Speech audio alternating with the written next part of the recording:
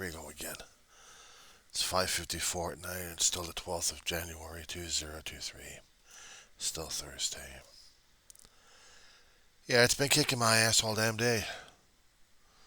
Past couple of days, actually. It's getting worse and worse.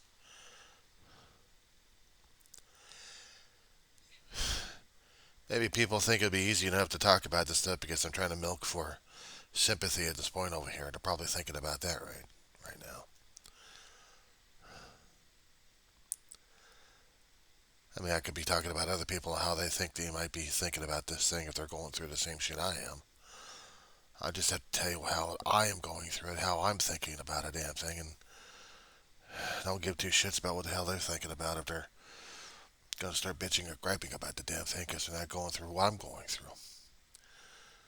Anniversary's coming up in a few weeks. 10-year anniversary. I tried to talk about this a long time. I have tried to talk about anniversaries. I tried to talk about grieving and death and how I tried to deal with blocking out the pain and misery, and I forgot the anniversaries of a lot of people that passed on me that meant a damn to me. But they're supposed to be meaning a damn. I'm supposed to be feeling, I'm supposed to be acknowledging their anniversaries as well. And that's how the logic goes, doesn't it? To mean how much to you, you're supposed to remember them. I remember them. I don't remember the days that they died.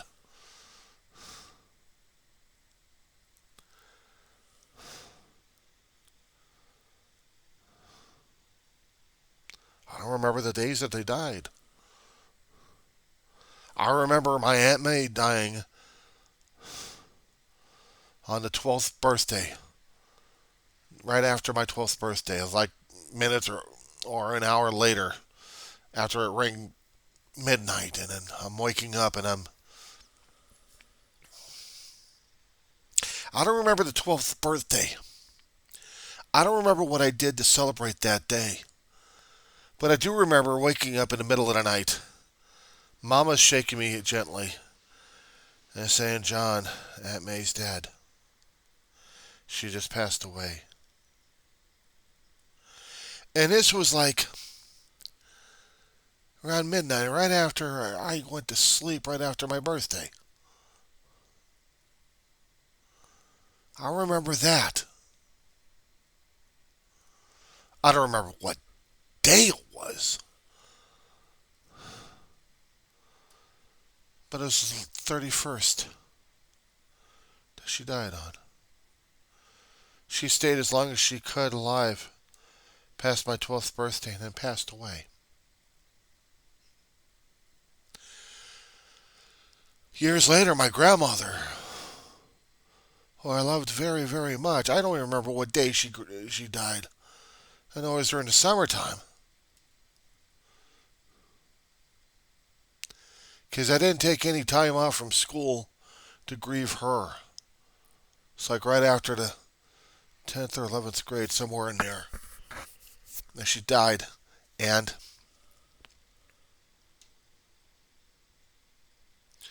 I had to go back to school. I had to continue learning. I had to continue. Ma was broken. I know she was. Dave had to screw up his damn naval career just to take care of the family. And he paid for it all his life. He paid for it all his life. The United States was not forgiving. I had to go back to school. I had to make up. I had to make up the times I lost and the times I was hurting. I mean, shit, I missed out on classes. I was hurting like crazy. I didn't even realize it. And I was acting out in different ways. Must have been after 10th or 11th, somewhere in there. 10th or 11th grade. I was a teenager.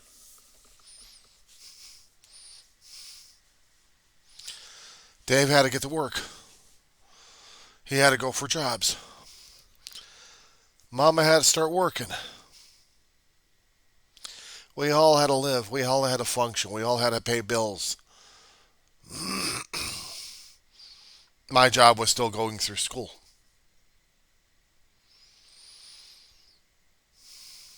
We didn't have time. We didn't take time to mourn or grieve.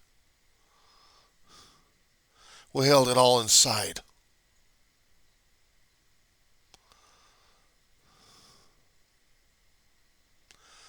David didn't say it in the meeting halls, but as I'm looking more and more into it in the past, somewhere, for some of the reasons why he couldn't even deal with what was going on, he lost too many people he cared about a great deal. Too many bad decisions, too many things that scared the hell out of him, had put him into a self-destructive path. Why he went alcoholic and abusing and damn near killed himself. He didn't want to deal with life on life's terms. It took him years to get his strength back.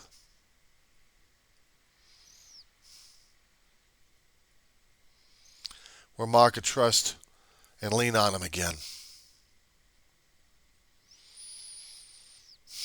I kept disappointing Ma.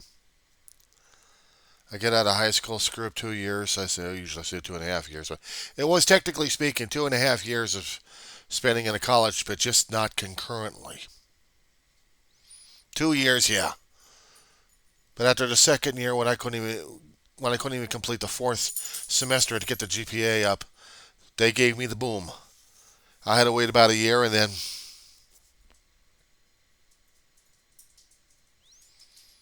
hopefully my transcripts can hold up on that one. Show you what happened. But I couldn't work a full-time job and go to college at the same time. It just wouldn't work. And I couldn't deal. I had to deny all the grieving and all the pain, all the loss. There was a guy over at Circuit City, Dennis Levine. He was a car stereo salesman. I liked the guy. He was a nice guy. I guess I was the only one who seemed to be rattled a bit. Everyone kept trying to swarm me. Are you all right? Are you all right? Do you need to take time for grieving? And the funny thing is, I'd gotten so used to having a band-aid on my emotions, it didn't leak out as much, and had to keep fighting them. How am I supposed to know that I was still totally in denial about grieving? I could have been crying about this guy, and I'd only shed a few tears because I missed the guy. I thought, I didn't need to grieve about this guy. I didn't. Didn't want to grieve about him either. I just had to keep moving.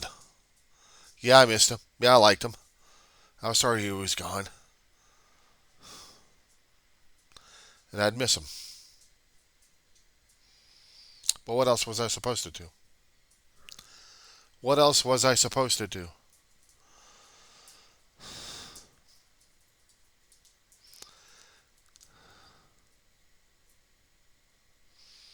Got older.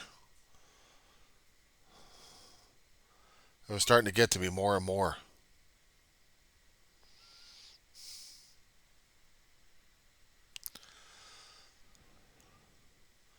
Tony Ray was one of the cousins that we had for years kept trying to keep track of how she was doing. Ma was particularly interested. She was a favorite niece. Dave loved Tony and Georgie. I'm not quite sure if he actually did love Terry or not. But they were like sisters to him growing up.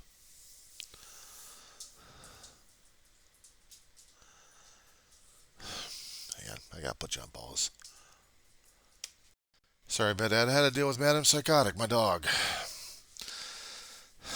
And her damn eating habits.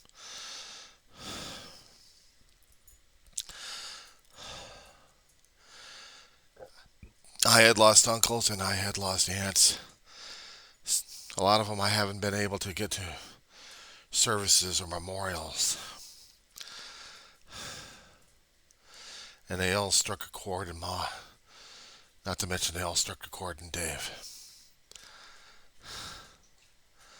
At least my brother had gotten clean and sober a long time ago.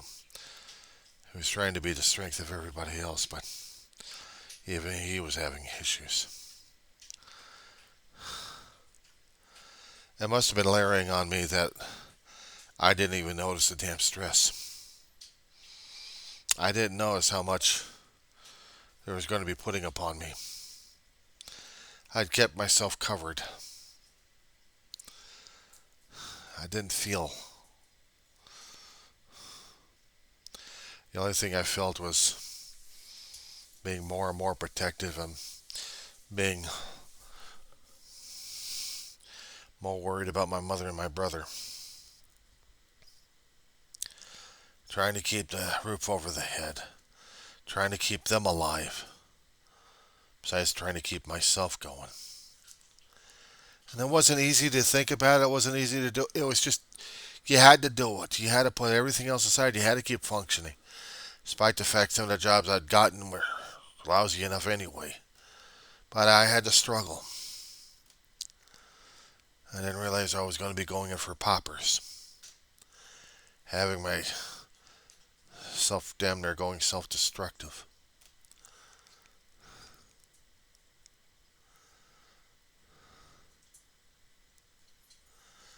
It's not easy talking about it. It's not easy talking about stress in a job pushing you like crazy, family pushing you like crazy, life pushing you like crazy. When was the breaking point? Where was it? How was it done?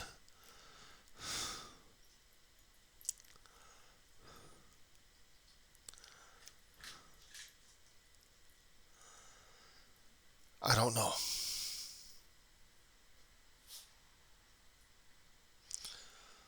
You struggle, you find a job, move from one place to another place, find a job, lose people left and right. You have to keep pushing, you have to keep pushing, you have to keep pushing. There was no time to break down. There was no time to break down. You lose pets left and right, but you had to keep pushing. You grieve a bit, but you had to keep pushing. You had to keep pushing. You had to keep pushing. It's no wonder I hadn't lost myself or drove myself to the point where saying, screw it, bang. Or take drugs and just get drugged out like crazy and just overdose. Or maybe other things to do just to get myself killed.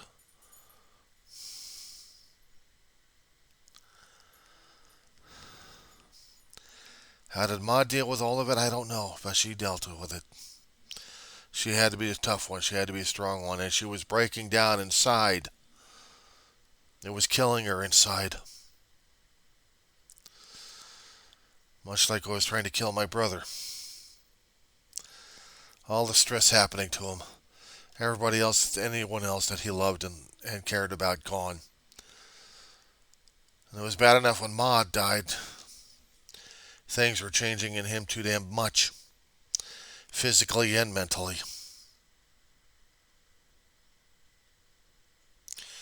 He latched all his hopes and dreams on a damn piranha that was eating him alive. Financially, physically, and mentally.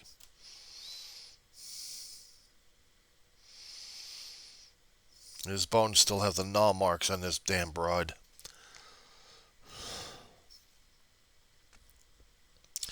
He was trying to find something that was going to be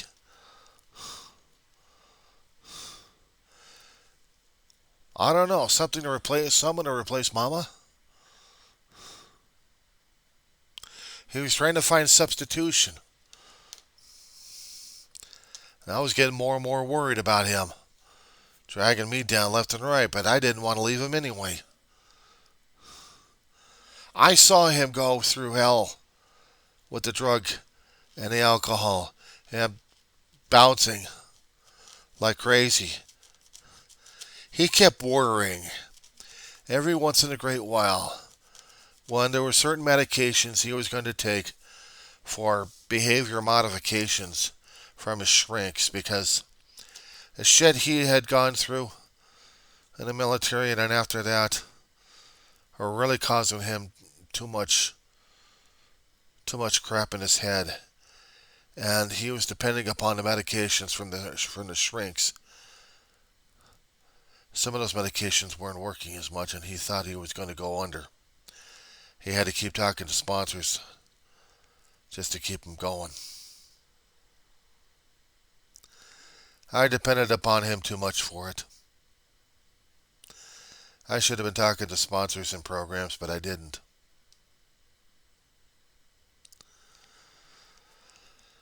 I kept trying to keep contact with some people, but they're isolated and alone. Life keeps throwing shit at you left and right. You have to adapt. Close yourself off and turn yourself into a mental case, mental meatball.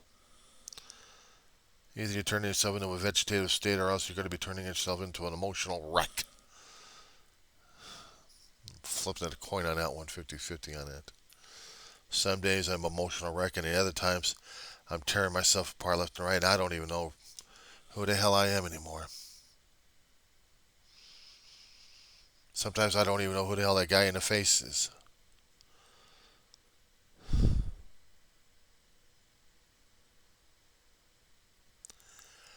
Today had been an emotional,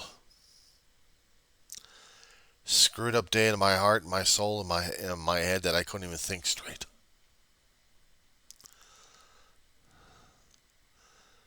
No matter things that might be trying to, I might try to distract myself with. It was adding more and more to it. Pancaked.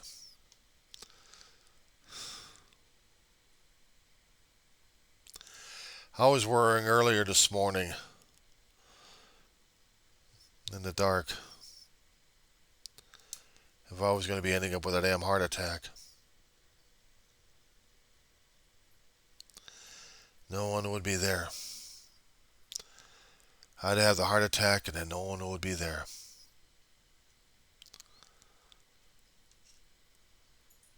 And the next thing I knew, I would probably have everybody there just waiting for me to pass on.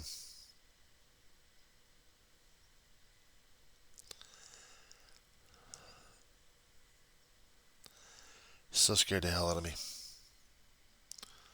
I've been through it once as a kid. I didn't like it. I wanted to stay up in heaven. I didn't want to deal with anything else on mortal earth. But I wasn't given any choice or chances. And I'm too damn afraid of doing it all over again. Just going through death one more time. And that's the last time.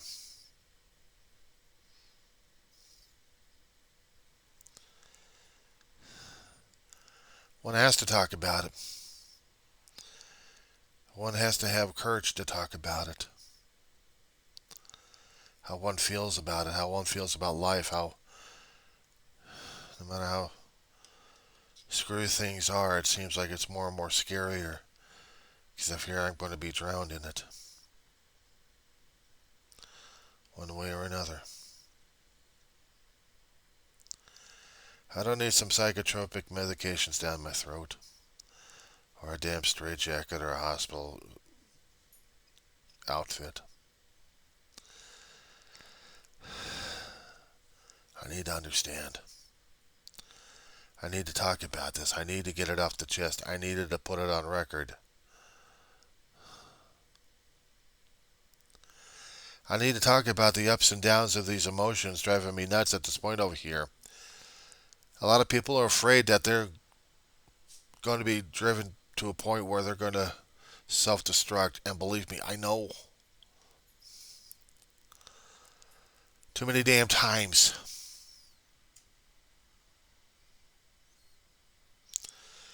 The scary damn thing is I've got everything else I need to kill myself.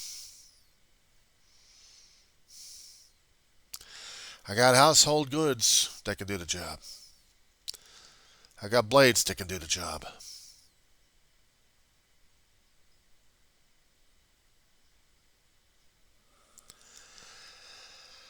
I have the tools necessary to kill me. I can overdose on aspirin. Actually, Tylenol. Choke myself out on food.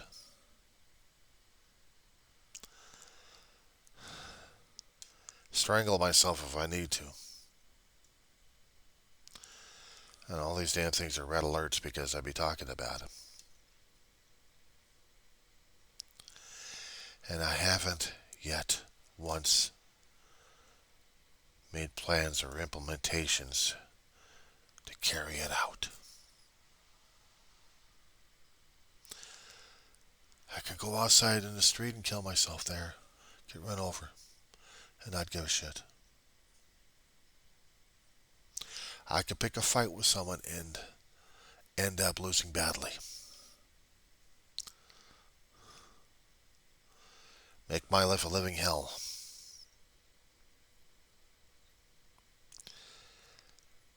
I'd probably get myself shot or stabbed. And my body would be freaking out because of the mortal decision, the conscious choice to carry it out.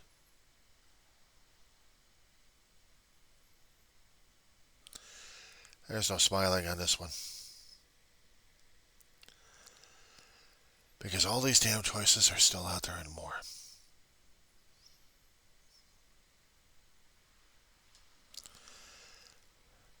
And knowing that those choices are bad, knowing that those choices will end my life, knowing those choices are forever irrevocable,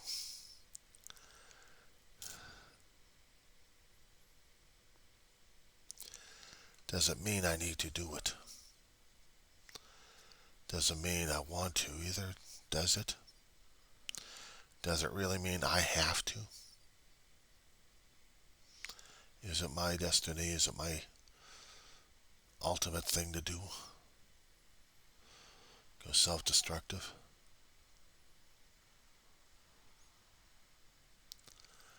Scary thoughts, aren't it? They are scary thoughts, aren't they? They terrify people because people that they care about here, when they hear these kind of talking, it's like, oh my God, they've gone over the edge. No. I stared at the abyss and I turned away.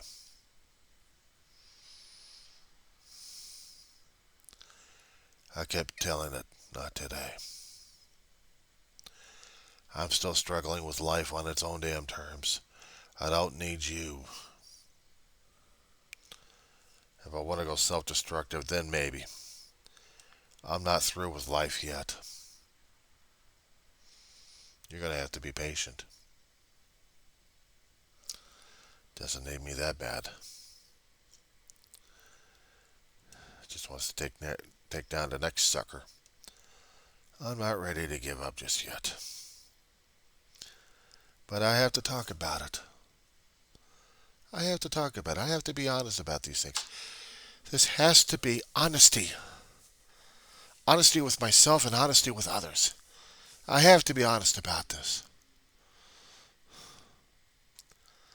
I have to be. There's no forced choice on this one. This is my choice, my choosing, my will. I must talk. I must discuss. I must bring this out into the open.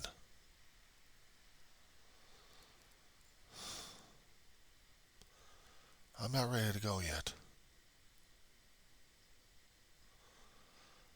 Not tonight. Not in the morning. Sure, I screwed up my college for another semester. If I'm allowed another year, I will go. I will go back and I will finish this. Maybe with a lot of regrets, but I'll go back and finish it. At least I tell myself I'm doing the right thing. Maybe somehow between this and then, maybe not, things will happen. I don't know. But I'm not planning on ending it just yet. I'm doing the best I can for right now as it is at this moment in life. Everything else is going hell in a handbasket. And the struggle gets harder and harder. A struggle for emotional support, a struggle for emotional stability, for physical survival, my survival. I don't blame. There is no blame.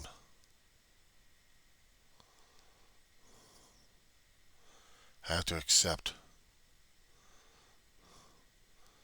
I may not be at peace with it, but I have to accept, acknowledge. Just for today, I don't have to take that extra step.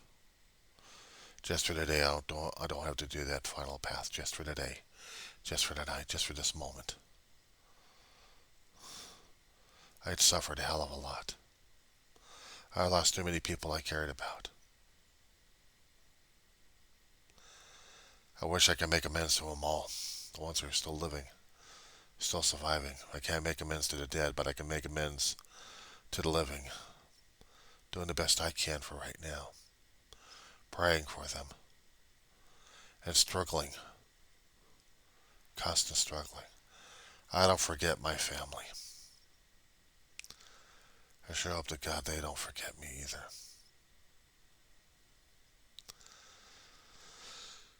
I miss Mama, and I miss my big brother. The anniversary's coming up for Mama's death. 10 years. Down the road, September 8th, will be David's time. 5 years. Hasn't been easy. Hadn't been easy on the both of us trying to survive Mama's. Me and David struggled. Then after that, I had to struggle. Still am.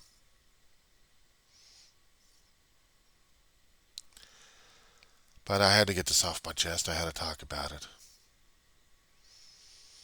If it flags, it flags. I suppose the internet will go crazy because I'm talking about this. But at least I'm not telling people, look, I'm not in for the self-destruction. I'm not in for the self-recrimination. I'm not in there for blaming the universe or anybody else in specifics.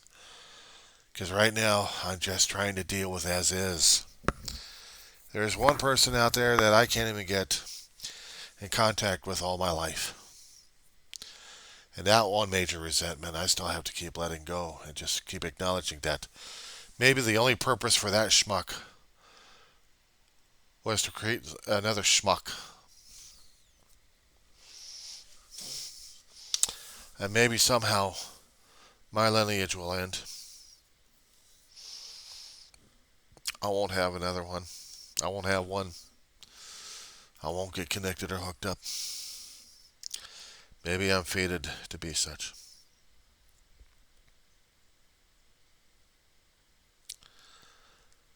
But at least I'm grateful that I'm still alive. I probably would tell him if he was still alive. Your only function in life was just to bring me alive, and that was it. You left, you decided. I had a lot of anger at you, asshole. Too much of it. It wasn't needed. It really wasn't.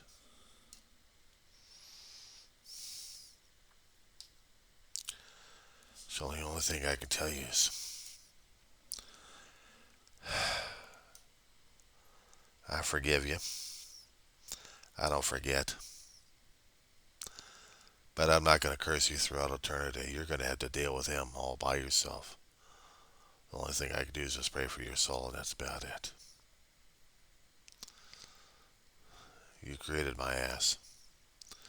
Well, God did actually, but you were the biological component to do such a thing. And here I am. The only thing I'd be grateful for that is just that. After that, you're meaningless. My biological sperm donor, meaningless. Just like a son. Except I had more meaning. I had more life and I cared about a lot of people. If I did good, I did good. If I did rotten, then I had to make up for that.